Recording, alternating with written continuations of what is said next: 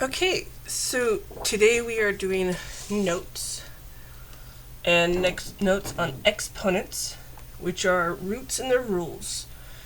And so just an important thing to kind of remember is that exponents and roots are two sides of basically the same coin, kind of like you have multiplication, division, addition, and subtraction.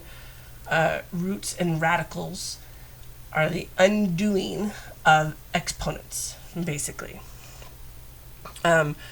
Radicals and roots are very similar, and basically what they're talking about, you can have a square root, and that is a form of radical. Radical is whether it's to the third, to the fourth, to the fifth, to the sixth, to the seventh, it doesn't matter power.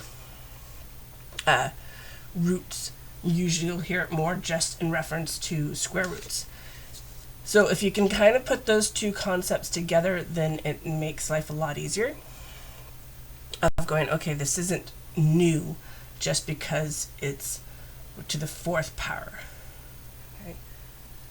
So an important concept to start off with is the fact that x to the 1/2 is just another way, just like with multiplication. We have that other video that you're welcome to see in terms of working with roots as a fraction, basically a ratio. So x raised to the power of 1 rooted by 2 is initially the concept, and that's what you get here. So vice versa, whenever you see this, which is basically the default of square root, do know that there's actually an invisible 2 there, and x is being raised to an invisible 1, which again comes back to the 1/2. So if you know what x raised to the second power, to the third power, to the first power means, x raised to even the 0 power, we start going, well, what happens if x is raised to a fraction? And that's where roots come in. The process of basically multiplying and dividing, just like any other fraction, but we're doing to the power of and rooted by. So here's some other examples as to what that looks like. Again, just practicing the concept of that it's going to be raised to the power of 1, and this is a cube root, which is the same thing as this, and kind of can go forwards and backwards. That if you start here or here, you can go this direction and go back and forth between them. That's universally the same. So then we get into some of our actual rules of working with radicals. So if you have two, and they don't even have to be necessarily the same. It can be a 4 here and a 5 here. So even if you have something that said the square root of m times the square root of n, you can still have under 1 m times n. So they can be combined under one universal radical sign. But with that also you can do the reverse. If you have anything that is being multiplied under a radical sign, you can separate into 2 or 3 or more, just depending on how many items are being multiplied, individual radical signs, and then take the root of either one of these individually.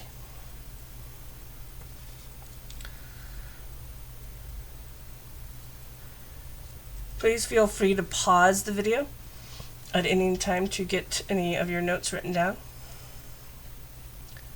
So this is a biggie of that you can take any root, well, as long as it fulfills this qualification, should I say.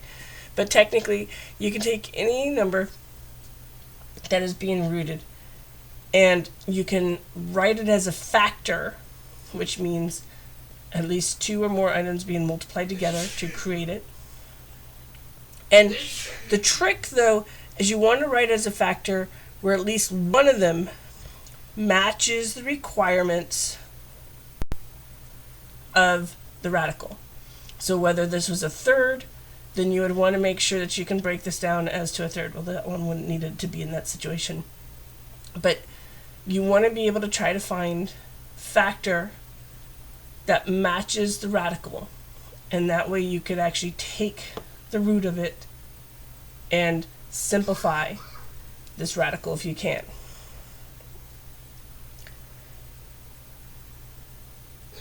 So here's a couple of useful hints.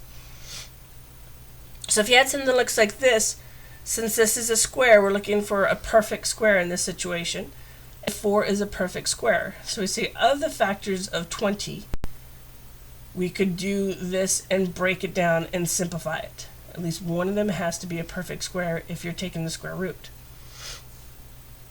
But it doesn't do you any good if you were to do 2 times 10, which are also factors of 20, but neither one of them are perfect squares. So then you separate them, and then it's like, okay, now what do I do? Because I can't take the root, at least get a whole number, and neither one of these are a perfect square to be able to simplify. And so then you're just kind of stuck to put them back together and then put them back underneath the radical sign. So don't reach this dead end here. Make sure you look through the factors of a number and try to find one that fulfills the requirements in order to be rooted. So here is some other great rules that you find with radicals. That if you have one large one encompassing basically a fraction, that you can root the numerator separate from the denominator. Okay? And obviously you can go vice versa with that. If you have 2 separate ones, you can put back under one large one. This allows you saying, okay, well, yeah, you could simplify a little bit. And obviously this is just an example, but this says, okay, I can then root my numerator, which is 5, and take the root of my denominator, which is 3, and then I could simplify down from there. Okay? So that is one trick. Vice versa, you can take 2 little ones, put them under one large radical. So where neither 20 nor 5 in and of themselves necessarily are a perfect root, you could put them under one large one and go, oh, well, 20 minus divided by 5, well, that's 4. And 4 is a root 2. So that's kind of an example of when that comes in handy. So division of 2 can be combined to form the radical of 1 fraction. And so then our last but not least little bits of notes would be that the square of at least any square root creates x. Okay? Or whatever number happens to be down here.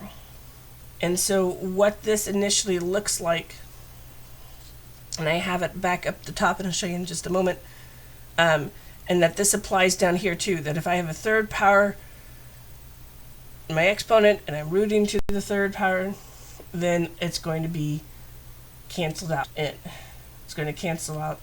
They're going to reduce, simplify down to 1, basically is what happens. And I'm left with just x. So with that, it's kind of seen up here. This, as we already said, can be rewritten as the 1/2 raised to the power 1 rooted by 2. And then when I multiply here, raised to the power of 2 is basically the same thing as multiplying my exponents.